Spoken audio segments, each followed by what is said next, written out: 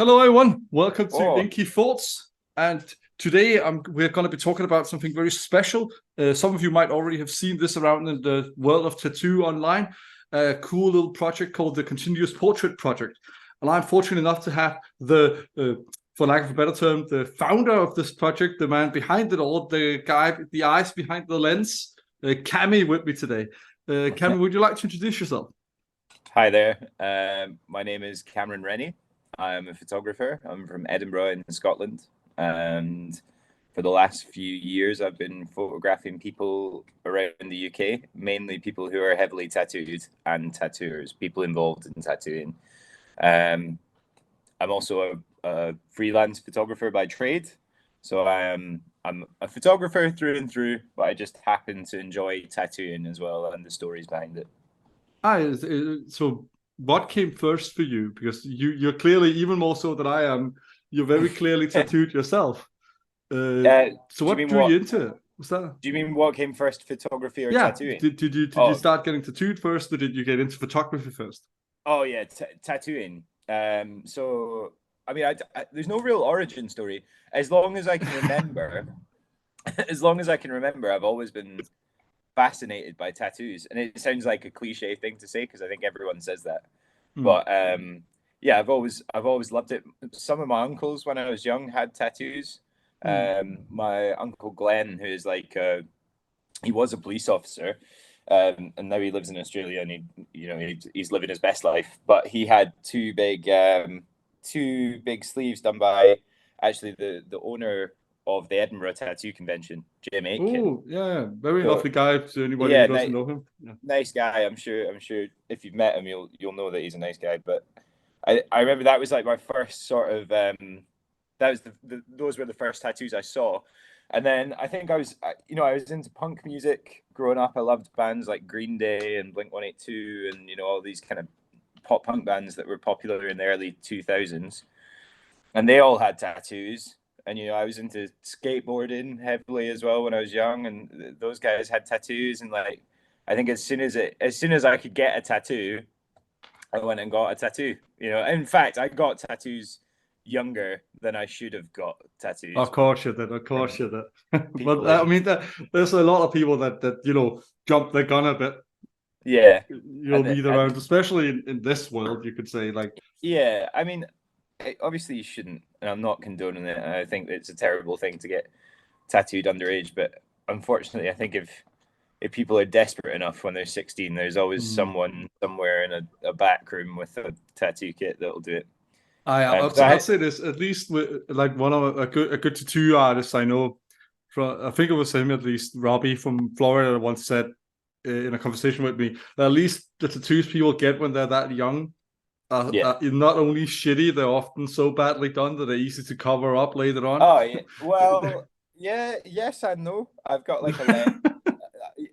leg of stuff that's very badly put in, but put in super heavily, if you know what I mean. So it's like Oh man. it's rubbish, but it's not going anywhere. But luckily, I have a group of people around me, and I meet enough people now that I have friends who'll help me cover things over. So I mean, and you befriend a lot of artists in I what would you do. say I mean, most of my like friend group are tattooers. Like most of the people that I talk to on a daily basis are involved in tattooing. I've met a lot of really good people through it, even though I'm not a tattooer myself.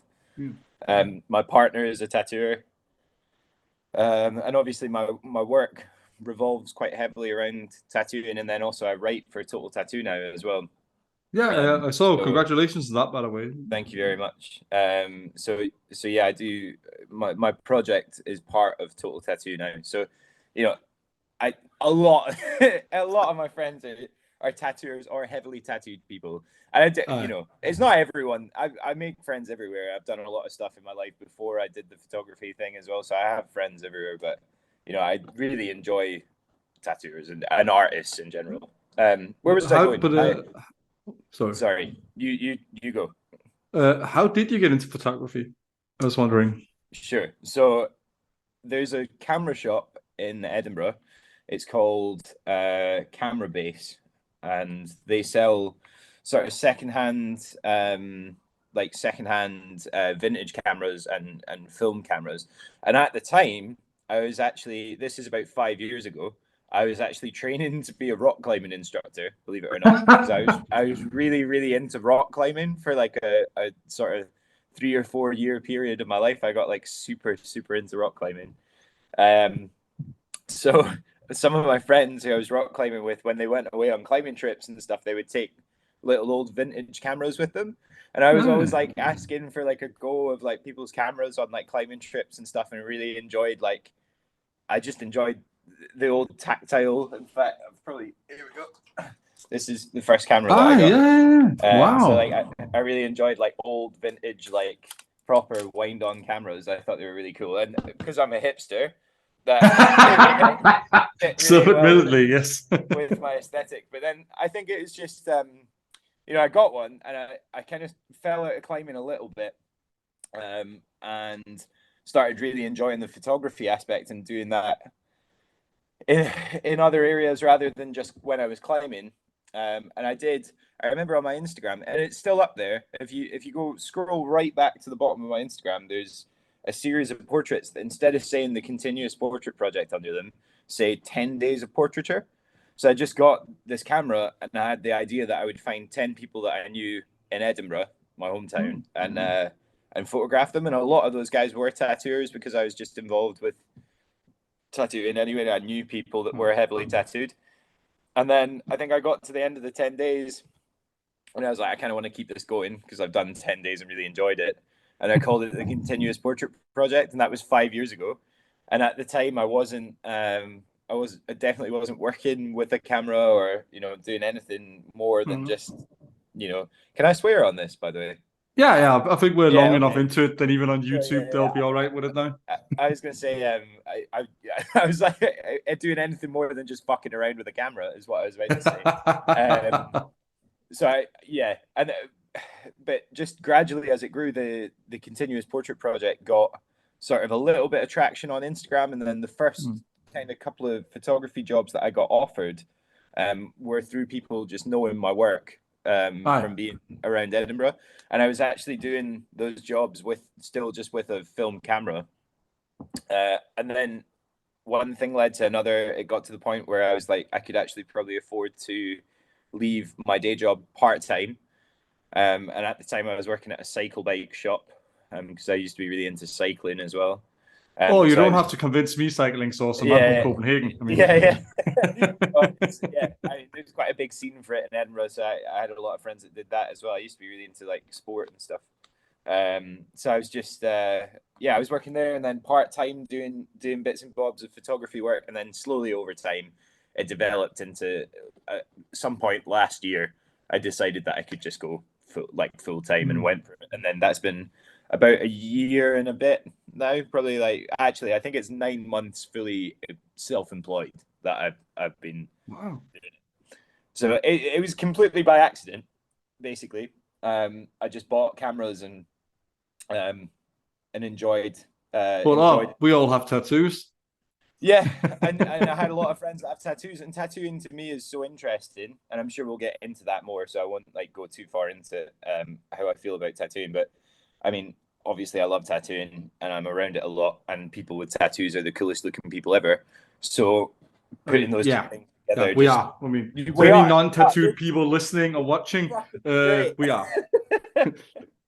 But yeah, I just it took itself, and it did its thing after that. And I think people could just see that I was maybe doing it for the right reason, which is just that I love tattooing. So I think that's what I spoiler about how I know Cameron. Not spoiler perhaps, but I followed him, and then I met you this year actually at the Scottish Tattoo Convention. I think one of the first things I said to you was something along those lines. That you can clearly tell your own sort of interest and passion in the photography and the tattoos and that, with how you stylize people and that, because it seems like it's difficult to pinpoint, but that's sort of part of the mystery and the draw of it, I think. But there's clearly a certain mission and purpose you have with it. It seems, at least when you look at the photographs. Like I personally bought one, which, funny enough, I lived next to this guy's tattoo shop. I lived in Glasgow not too long ago. Oh, Stephen, exactly. Stephen, a legend, an old timer in Scotland, quite a cool guy, but I've sort of I don't know if Steven would ever want to talk to me because I've sort of stared at him when I see him on the street, and I think he's noticed, and he's sort of always giving me an eye like, who the fuck is this prick? He's a super nice guy. He's Aye, very. he seems like it. He doesn't look very approachable. I think that's maybe part of the problem. He's quite an angry. Not angry. Oh, no. He's not an angry looking dude, but he's like, he's quite stern. He's I mean, covered he in doesn't look tattoos, more angry than the regular Glaswegian person. and it's in like West End of Glasgow or whatever as well. So it's like pretty. I mean, some people might be forgiven for thinking that he looks a bit rough or that the shop is a bit rough. But I was about to say he doesn't look 62, but no, that's he a does whole not. other bit of it. Because he's in much better shape than me. But yeah, no, I mean he's a lovely guy. Aye. Yeah, very nice guy. But sort of jumping off from talking about him, how did you get in touch with him to take that? I mean, not just you didn't take just one, but for example, that beautiful portrait of him in his shop, for example. Yeah. Well, most people, I try and keep the project fairly organic. So like I'll reach out to people either on Instagram or email them. And if they don't get back to me, usually I just take that as a sign of them not being interested or that maybe it isn't for them. And then generally the people that I meet, I'm either told by other people that I should go and contact them, or I just have randomly got in contact with them because I've heard about them.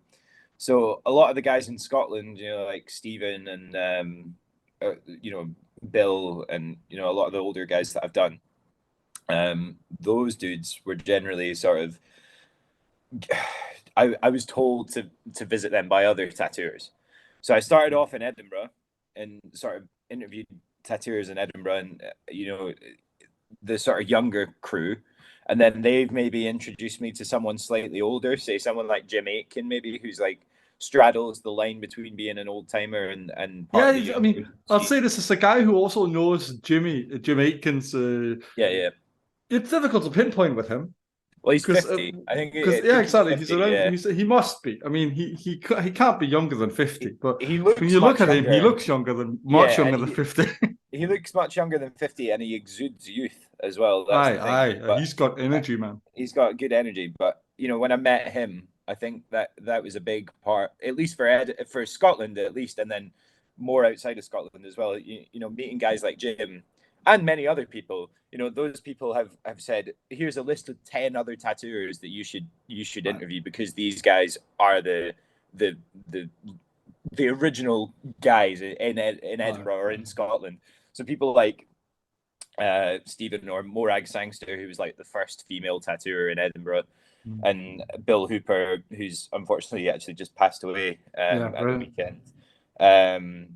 People like that, they were all introduced to me just through the tattoo community. And then when I go further afield, usually the first time that I go somewhere, like I've been to London maybe a handful of times now, maybe 6 times, I'll find 2 or 3 people the first time I go down, just people that I've heard of personally because I like their work.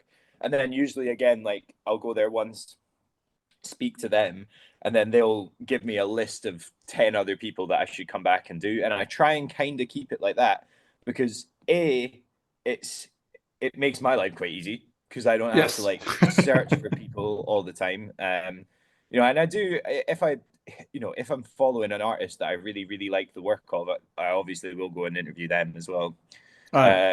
But generally, if an artist that I respect already, someone that I've already met and interviewed, they tell me that this person is who I should go and talk to, then I'll take that. So like, I mean, chances are they're going to be quite interesting as well. But they're really quite good as well because tattooers don't generally recommend anyone who doesn't have good work as well as is a nice person.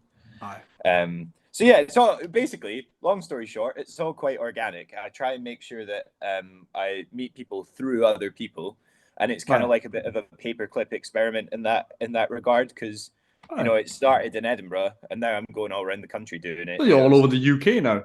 Yeah, except I haven't seen you go to Wales. I've not been there yet. I do want to go. I'm planning. This is a little insight into what I'm doing. I'm going to Brighton next month. All right. This month actually, we're the first now. So I'm going to Brighton this month to interview a bunch of people and photograph a bunch of people. And my next trip after that I want to do is I want to go to Ireland, because Ooh, that all would right. really interest me. And I've met a few All right. people from Ireland now that I think could help me out. And All right. excuse me, I'm yawning. I'm not tired. That's all right. Shut up. Yeah. I've met a few people from Ireland that I think could put me up and also could probably help me find a bunch of tattooers over there. So I think that'll be the next thing. And then Mm. do you know what? I don't know that many tattooers in Wales. I'm sure I could find people easily Fun enough. fact, even Or whatever. despite how I'm almost better connected in the British scene rather than in the Danish one nowadays, don't Yeah. know many from Wales either. I know a guy whose Yeah. family's from Wales. That's the closest I've gotten to knowing a Welsh tattoo artist. I do know. I know one guy, but I don't know him well enough to be like, "Hey, man, could I come and stay with you?" Like, That's the other thing with doing it organic. You got to sort of balance that thing. yeah, and obviously, like, I mean, it's no secret that I don't make that much money out of doing the continuous portrait project. I make all my money from being a photographer, like a professional photographer that does commercial work. Aye, So when I aye, go away and do these trips, I have to do them on as shoestring a budget as possible. So I'm aye, always sleeping on people's couches or sleeping on floors or spare rooms or relying on meeting people through what I do and aye, aye. going to stay with people. Sometimes people I've never met before. So it's been amazing like that, but that is how I have to do it. So if I don't know anyone there, it's quite difficult to But arrange a trip. does that then become sort of, because it's those, you've already talked about it a bit, but one of the things that make your portrait project here quite special is that you also interview people and get to know them quite well in the process. Yeah. I mean, staying with them must feed into that quite excellently. Yeah, absolutely. Yeah. I mean, obviously, I don't stay with everyone that I photograph, but Oh no.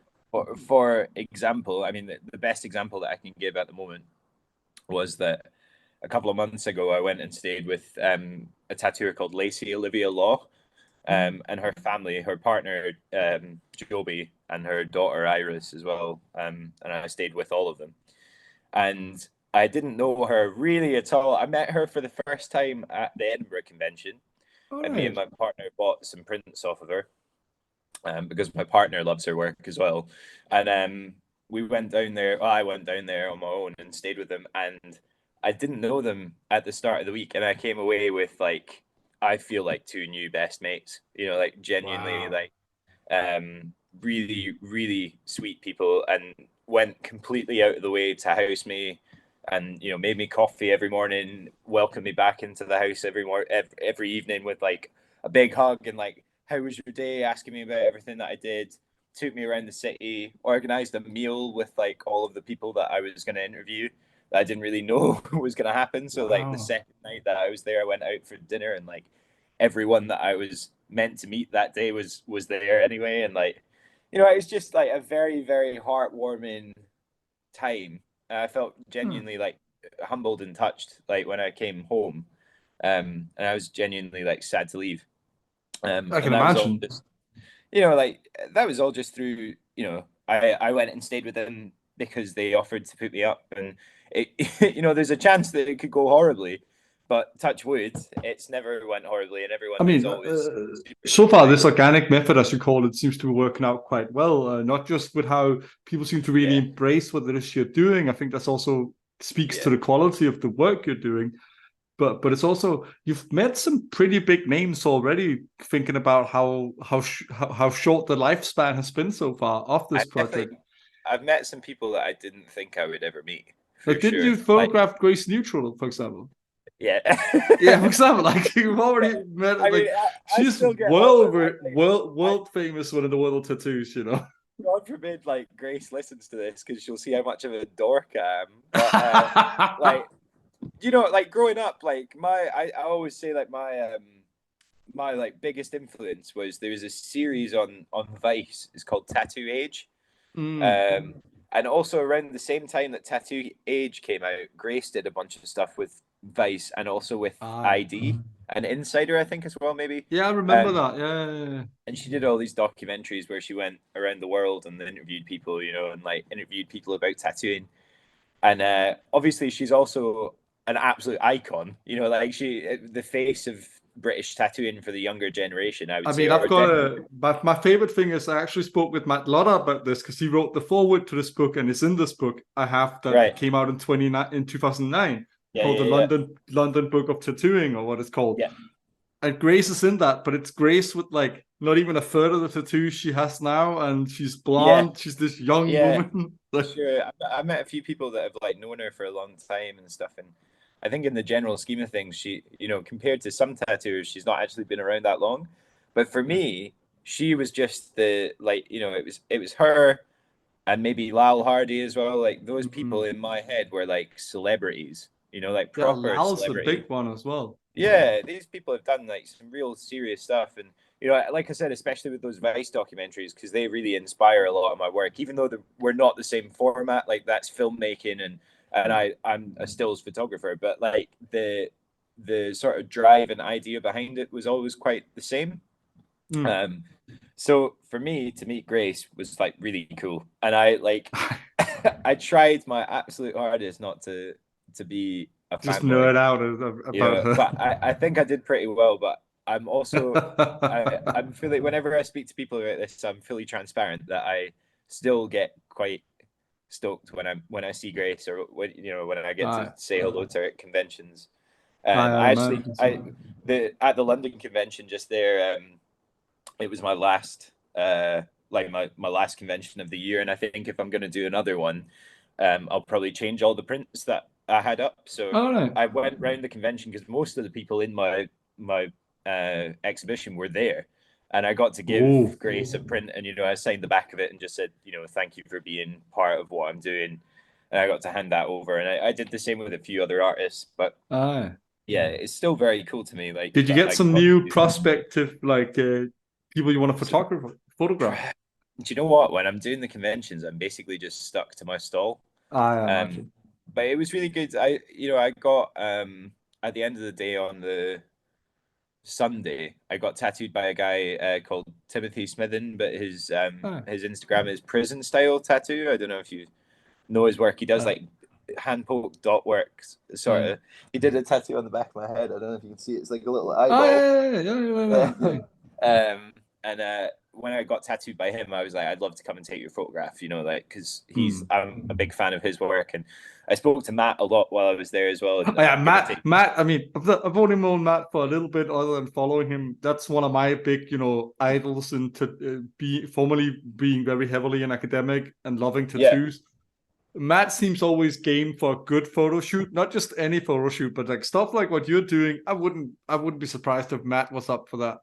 Yeah, well, I mean, he was down for it, but also like, you know, I think a big part of what I do, I mean, it's actually developed over time. At first, I was taking pictures because I thought that, you know, people looked cool, and aesthetically, everyone that I shoot in one way or another, to me, looks so cool.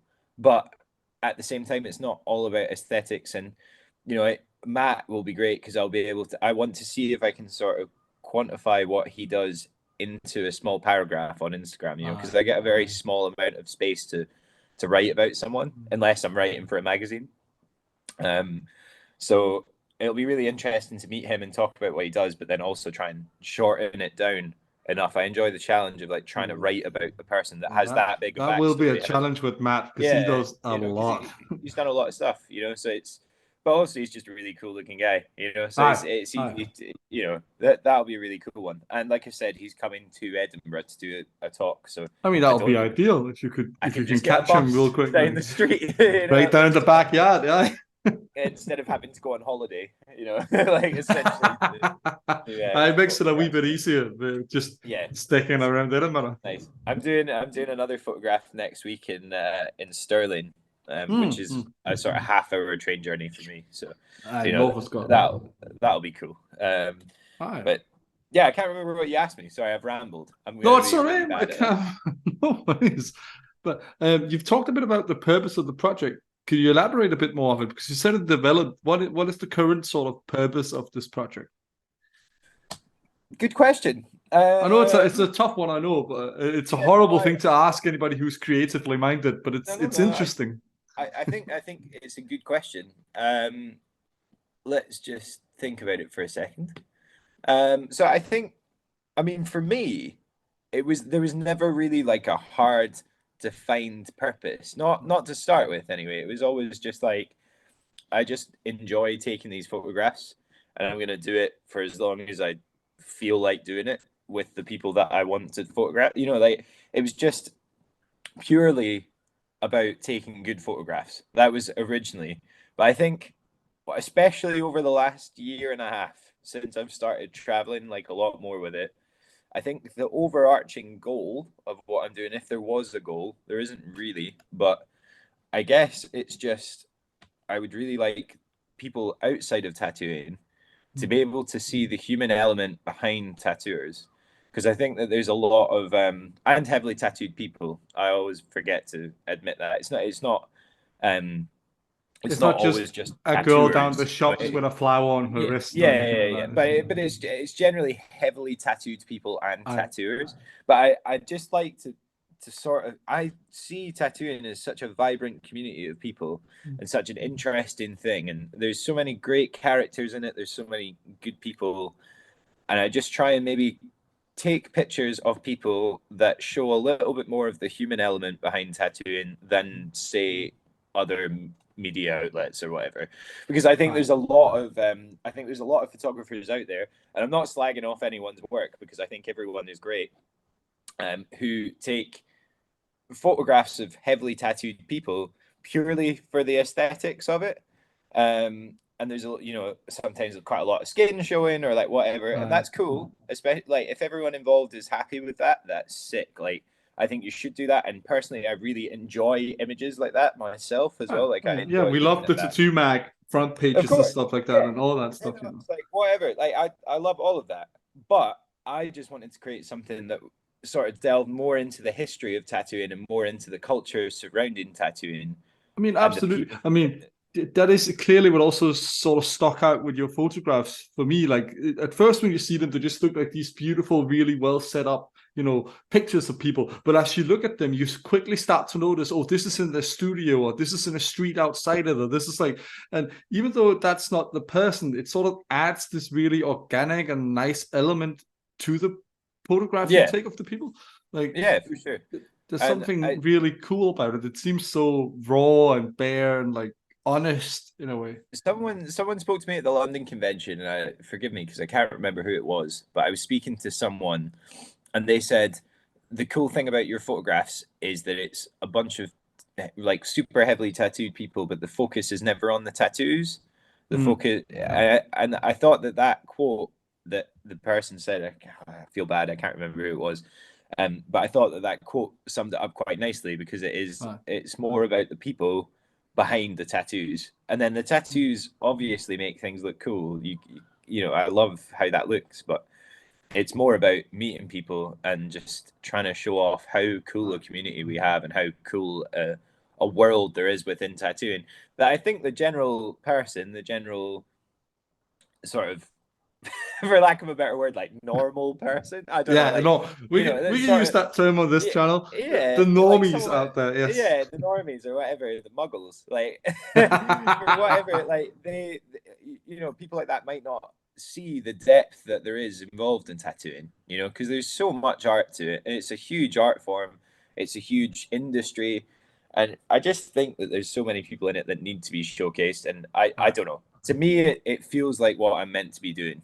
Like I Well, feel I great doing think it. that your own, as I said earlier, your own passion for the tattoos clearly shines through as well. But it's also that's what really attracted me I mean, biased as I am from having a background in sociology, but what really attracted me to it is exactly that your photographs of these people seem to showcase them and them being a tattooed person rather than like a lot of other people do is you talk about that you zoom in specifically on a sleeve or one little tattoo and that where it sort of becomes disembodied from the person Yeah, like yeah, in a lot of research literature, especially I can tell from experience of because I've had to read a lot. I was trying to get a PhD not too long ago. I was yeah, researching sure. tattoos, and even though I dropped out of that, it took a lot from with it. But in a lot, most research articles that even have pictures, which a lot of them don't, when they research tattoos, weirdly enough, Yeah, yeah, they don't show the person. They just show a tattoo.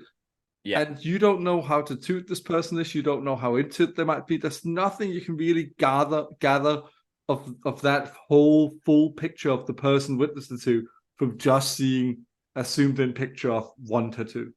Yeah, for sure. Like That's the difference with yours. Is the whole, like, I have, as I said, I have proudly the picture you took of Steven over here. And it's so cool because in the background, I'll describe it quickly. You see some of his flash hanging on the wall in his tattoo studio, and you see Steven there, bare chested with his beautiful tattoos and that. But it's clearly all of Steve you see in it. Yeah, And that's the cool part of it. I'm trying to capture people's lives or people's. I don't know, man. Like I get self-conscious talking about it because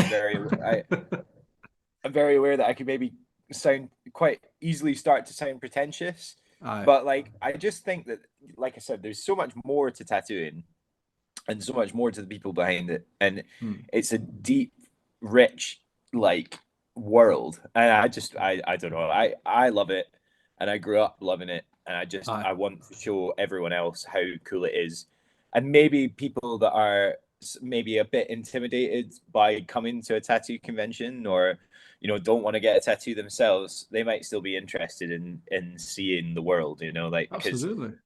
there's so much more to it, especially with those old guys, like the older crowd. Oh yes, they have really the stories they can tell as well sometimes. Yeah, and the amount of stuff that I've heard that I've not been able to like include in the project because of the constraints of Instagram and stuff. I think at I some thought you were point... gonna say because of like legal reasons and. Oh no, I mean probably as well, but like no, because obviously Instagram is such a finite kind of format, which is it's quite interesting for me really, because I have to try and put everything into these small paragraphs and get someone's sort of personality across as well. But yeah, I just I think it's a beautiful world that people should see more of, and it maybe to the average person it isn't accessible, but I'm maybe trying to make it a little bit more accessible, I guess. I mean, I'd say I believe you absolutely are. I think exactly some of these projects that happen every now and then, rarely, sadly, with books that come out where you see actual tattooed people in that. I think that is very much. I think that breaks down barriers in an even more healthy way than a lot of reality shows used to do back in the day. Yeah, for sure. It doesn't have to just be like stylized to be like, oh, I came in here and my brother died and I'm in here talking to whoever it was in whatever show it was at the time. And and that's great already, but seeing these people and in a format where you can really look at them and truly grasp them in a way, I think that really helps a lot too.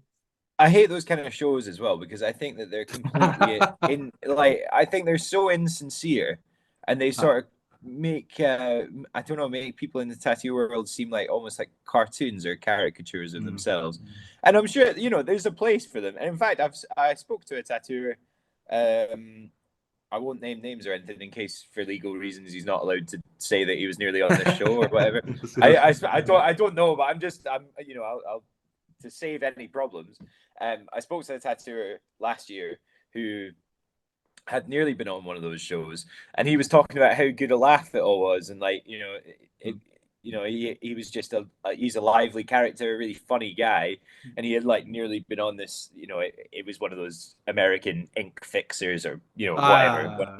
Like I don't know those shows, but that's sick, and there's no problem with that. Like, but I see this side of tattooing that is so sincere and so like properly thinking, and the people behind it, they're not just tattooers but real like living, breathing, thinking artists, and people that really put a lot of time and effort into what they do. And that's kind of what I'm trying to capture. Like there's this Hollywood side of it that's like great, this really airbrushed polished version of it, and there's totally a place for that, but there's also a million people out there that just get tattoos because they think they're cool or they mean something, or like I don't know. I also just think lots of those shows are often more geared towards people that don't have tattoos. Yeah, absolutely. I would argue. Whereas yours sort of speaks to both people with tattoos and also people without. Like that, you can get different things from what you do. Yeah, I like to think that what I was doing would be just as interesting without the tattoos, but it's just that it happens to be about people with tattoos. I don't know. But like, yeah, that's. I'm not sure it's To your worth digging question, into, to be honest. the goal is, if there was a goal, or I think that's what you asked me originally, was like, what's the goal behind it, or what's the overarching motive? It would just be to sort of show off how cool the tattooing world is, but without making it airbrushed and polished. It's just like an actual documentary of people who are involved in the industry, real people, you know. You ever gonna pull it together into like a book or a collection like that? If someone wants to come and pay for me to put a book out, they're more than welcome. If If I anyone, was wealthy enough, Cammy, I would happily. if anyone's listening to this podcast who happens to own a book publishing company, I'd love to put a book out. Right now, Likewise, myself as well. I would love to put a book absolutely. out. It's not just something you can do, like No. But luckily this year I've been lucky enough and fortunate enough to be part of Total Tattoo, and they are essentially publishing one article for me every 2 months. That's and that pretty for good. me is that. Excuse me, I'm not tired. I don't know why. Total Tattoo have been like a massive help, and I'm stoked enough that I get to put stuff out in their magazine every couple of months. That's enough for me just now. I'd love to put a book out at some point, but if it never, I like to, with anything that I do in life, I'm always happy with, this year I've crushed a bunch of goals. Like I wanted to travel and take photographs, and I did that, and I wanted to get some of my images published. I did that. So even if it all ended tomorrow, and if I couldn't do this anymore for some reason, I'd be super happy with what I've achieved and what I've managed to do. But there's always more, and a book is certainly there. I'd like to do a standalone exhibition in London, would be great as well. That's like, I mean, that would, I can imagine that being the next step, having not just being at a convention, but having a standalone exhibition somewhere like London. Yeah, I mean, the standalone thing would really prove to me like how much people are interested in what I'm doing. Because obviously at a convention you've got an audience of people that are already interested in tattooing, and they come into. I imagine you can't really. I mean, we're always our own worst critics. So I imagine, knowing you just a little bit, that you might start thinking, "Oh, they might just be here for the convention, and they just go around and just watch them." Well, I mean, realistically, they are. They're not there to look at my exhibition. They might happen to walk past, and I get to speak to them about about my exhibition, and because they're into tattooing, they'll already be interested. And a couple of times, at the weekend or whatever, people did come up to me and they were like, "I made a point of coming around to see your exhibition," and I'm like, "That is really cool. That's awesome." But it would be sick, if I could put an exhibition on in Shoreditch or something, especially being from Scotland, because London is such a different thing. To put a show on in London, that's like my goal. So maybe that and a book within the next year. Maybe cool. Start with an exhibition in Edinburgh. I already did one. You did. That's right. I did, but that was kind of before, because I did this project before I was just focusing on tattooers. It was about people from all around Edinburgh, and it sort of developed into being just tattooers. So I've done one in Edinburgh that was a standalone show, and it was 2 days over the weekend, and it went really well. But that's in a city that I've lived in my entire life. So I'm aware that there's a lot of people that came to that maybe just know me as well as know my work. It was a lot of friends and stuff. If I went to London and did it, it would purely be people that have heard of me because of what I've done online, and the project that I've done, and maybe because of my work in Total Tattoo and stuff like that. So I don't imagine it could be possible. I don't think it's impossible. Whether it's the right time to do it or not is another thing. I might try and go for another year and sort of see where things go. As well, yawning again. I'm not tired. It's all right. That's all right. Yeah. Might sort of see where things go with the next year. Put together a lot more work, and then maybe this sort of time next year try and put a show on in London. I think that's also an easier way to make an exhibition, to have enough work to choose from as well. Yeah, I mean, I've got a lot of work just now, and I could put it into an exhibition, but a lot of it I've already shown at conventions and stuff, So I would like to maybe do it all as a new thing, and also I don't know what I'm going to do in the next in the next year. I might be I'm definitely going to go to Ireland. I'm definitely going to go to Brighton in the next couple of months. So those two at least will provide another, 30, 40 photographs maybe that I imagine so. so, and that's just in 2 trips. But if in the next year I go to 6 or 7 places or whatever, that could be You're a whole gonna new body you're of gonna work. go to Brighton for the convention? I went last year. All right. So that was my first convention last year.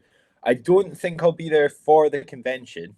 All right. And in fact, I think I've kind of said to myself, as much as I really enjoyed them, and I mean that from the bottom of my heart. It was like the best year ever doing all these shows, but it takes up quite a lot of my time, and Aye. also and it's quite expensive. Whereas, and like I said, I've really enjoyed doing it and showcasing my work. But what I want to do this year is put that same time and expense into just traveling and taking more photographs. Aye. Because I don't think there's much point in me doing 2 years worth of tattoo conventions consecutively, because the work won't change that much. Whereas, Yeah. like in the next year, if I just focus on taking more photographs and traveling and meeting people, then I think the work the year after that, say, will be better, if that makes sense. No, it makes sense because you also want to develop and sort of fine tune it even more and try and get some Yeah. new, fresh stuff in and all that. Yeah. That being said, if conventions ask me to go, who are ones that I just maybe want to visit, like certainly if there was one in Ireland, and there's the is it the Monsters of Ink in Germany? People keep telling me is amazing. Gods, I think, is that the one? The Gods of Ink, yeah, that's it. Aye. And I've got Freya's tattoo studio, my partner Freya Tattoos. If you want to look her up on Instagram, she works in an all Polish studio. Like all the guys that work there except her are Polish, and they all go to the Krakow convention or the Krakow convention. Right. So I'd quite like to go there. But besides maybe like one or two, I think that next year I'm just going to focus on traveling, because it's expensive to do it in the first part, and then it's all to be honest, because it's all self-funded. It's all just a delicate balancing act of like, if I go to that convention, I might gain a bunch of people that now know the work, but also I will have missed out on the opportunity to go and travel because I've spent the money that I would have traveled with on going to the convention. So I love the conventions, but I think next year I'm probably just going to travel more, is what I'm saying. As much as I've loved doing them. No. I mean, I get that. I mean, I'm in the same boat myself. I gotta, I'm still funding this project. You could say the podcast and all that stuff. Yeah. And I could go and say, oh, I can go get connections by traveling to all these different conventions right now. But it's better to wait and see, could I get popular enough to be invited around? To have a good project to show off by the time that I get around to showing it off again. That being said, if I live about 20 minutes from the Edinburgh convention venue, so if Jim will have me, I will probably do. Is he doing it again? I can't see any. I mean, I've not heard much. I think so. Yeah, I hope so, because he was originally saying he wasn't going to do it again. I've heard people say that, but he's never said that to me. And he's done it every year since I was like a child. I mean, it was the 10th one, so yeah. Yeah, so hopefully, well, maybe not a child, like since I was 17 or whatever. So I hope that he does it again. I hope so too. I mean, I'll be there. That is the one convention where, even though I now live back in Denmark, I'm there. If he puts that on again in March, I'm there like a gunshot. It's the convention that I grew up going to. So actually being part of it and having like a stall there maybe meant more to me than almost meant more to me than a lot of the other ones that I did this year, because it was really cool to just be like part of that. In Edinburgh, it sort of also comes full circle, because you've part of the tattoo environment, you could say, before you started photographing it. Then you start photographing it, and then you sort of become part of, for lack of a better term, the tapestry of it, by also you photographed it, and now you're exhibiting at the conventions, which is sort of like a gathering point for. I think there's something a couple of people that I've met have said that they think that I'm like part of the industry or whatever, which is quite funny. Quite funny to me, because I'm doing absolutely. I was about to say I'm doing zero to contribute. That's wrong, actually. I don't know. I don't like talking about myself. It's like I don't know. I've just photographed a bunch of people there, but people are saying to me, they're like, "Oh, you're part of this," and I'm like, "Oh, well, I'm just documenting it." But I loved being there, and it was a kind of weird full circle moment for me because obviously, like I said, my uncle, who was like the first tattoos that I ever saw were on my uncle, were done by Jim, who runs Edinburgh. So it's like Yeah. to go there and to be part of it and to be welcomed in the way that he welcomed me in was really cool. He's a lovely guy, Absolutely. and I'd maybe like to do that again if it happens again. Fingers crossed.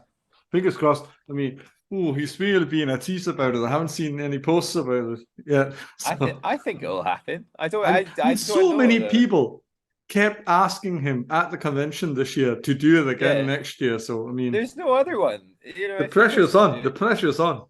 I can't afford to put one on. Like if he's not doing it, I I don't know. can't do it either. Yeah, I know it's too much of a commute for you. But yeah, I hope it happens. It's a great convention. They do a really good job of getting people from around the world to come in and around the UK and stuff. So yeah. I mean, it is my favorite one in the UK. Possibly I've been to it all in Europe. I haven't been to any conventions outside of Europe yet, but definitely one of my absolute favorites is that convention. Yeah, it's great. And for such a small convention as well, they pack a lot into it, I think. Oh, they also get big names sometimes. Like I met Savannah Fox there. Yeah, Valerie Vargas was there years ago. Which was cool. They get the London crowd up, and I think it's quite an important one. We don't have another one in Scotland other than that. So, England has like 20. We've got like one. England has them all over the place. You can't even walk anywhere for a tattoo convention at some point. There's one every month. It's a nightmare popping up out of nowhere. But I hope it happens again. But same here. You're gonna hope to exhibit again then? Yeah, if it was to go ahead, I would definitely want to exhibit there because it just feels like the right place to do it. It almost has to happen. I mean, yeah, Edinburgh boy, tattoo, kind of pictures and all that. Yeah, it's great. It'd be weird if you didn't. Yeah, that's what I hope people think. So to sort of round us off a bit, Cammy, what do you have going on right now with your photographs? You talked a bit about some of the future plans earlier, but what's the immediate sort of things you have going on with the project at the moment? So the next thing is Brighton. I'm going to Brighton for a week to photograph tattooers in Brighton. I have another article coming out with Total Tattoo 2 months from now. I currently have one in the mag about Stephen McKenzie from London. Very nice. Sort of does large scale tribal stuff, like large scale ornamental tribal Pictish type stuff. And I really enjoyed writing that article and meeting him because I got to spend a little bit more time with him than I would usually for the average continuous portrait project. Nice. Yeah, I think that's it for just now. That's it with hard plans. The Brighton trip. Because I just came back from London, that was quite a thing, and then I've got to I'll do work for the next sort of couple of weeks until I go back away to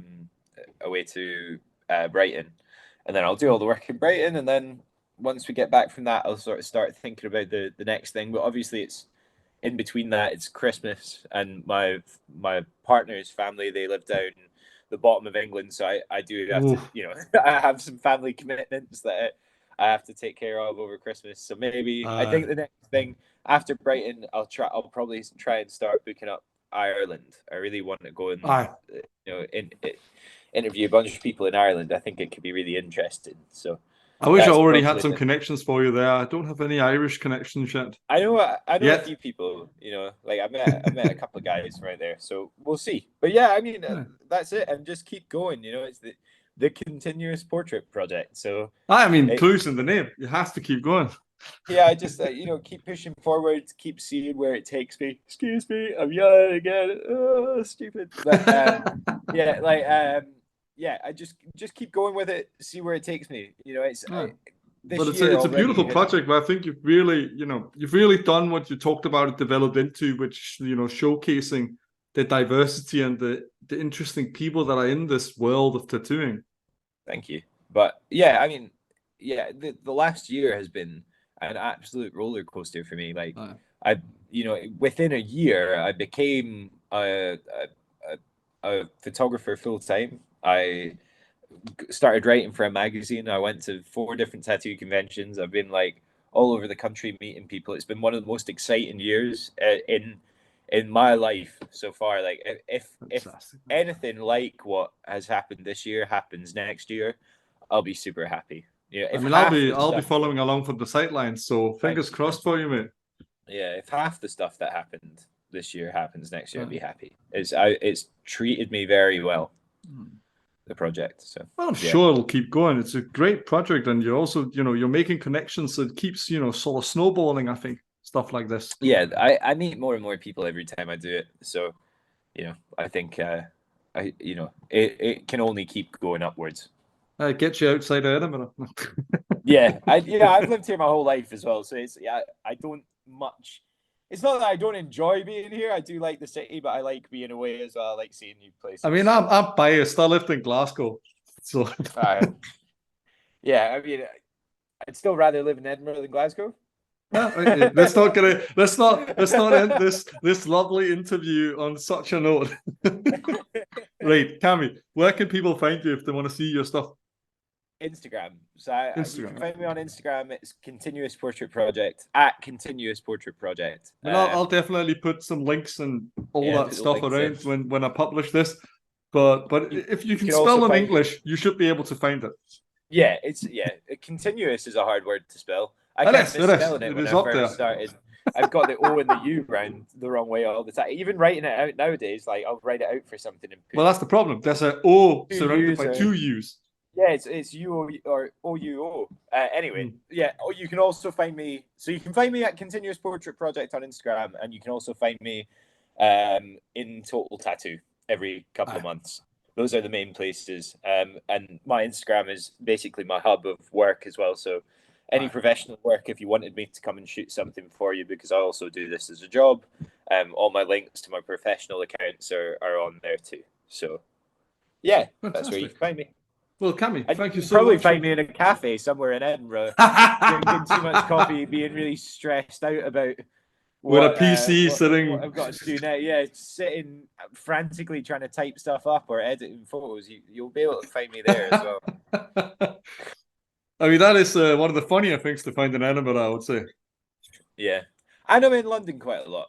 That's the other one. So physically, I'm in London quite a lot. So if you're listening to this podcast and you want to meet me or want to be part of the project or anything like that, get in contact, because I can come to cities. I kind of, if people hire me while I'm there, it helps, but I will come and I'll interview anyone. So get in contact is the overarching theme.